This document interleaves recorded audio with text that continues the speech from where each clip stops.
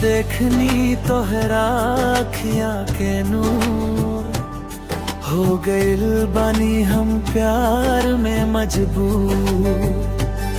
तोहरे हंसिया दिलवा चुरा ले गइल, पगला दिल के चैनवा उड़ा ले गइल। रात भर तोहरे नामे जागी, सांसे सांसे बस तू ही लागी।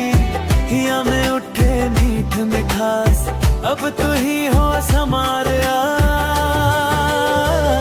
तोहरे बिना नहीं खे मन लागे, दिनवा कटे ना रतिया जागे।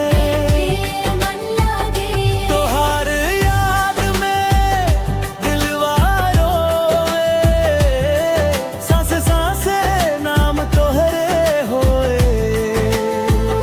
तोहरे बिना नहीं खे मन लागे।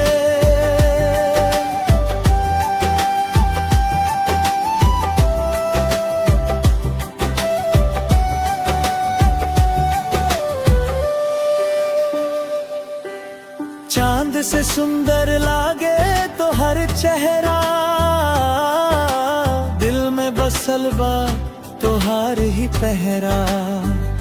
जन्म जन्म साथ निभइब हम, तोहरे खातिर दुनिया से लड़ जइब हम। जब तू हंस दे मनवा बोले, सगरी दुखवा पल में डोले। हाथ थामे के बस जनवा, तोहर संगे बसल बा धड़कनवा। तोहरे बिना नहीं खे मन लागे, दिनवा कटे ना रतिया जागे। तोहार याद में दिलवा रोवे, सांसे सांसे नाम तोहरे होवे। तोहरे बिना नहीं खे मन लागे।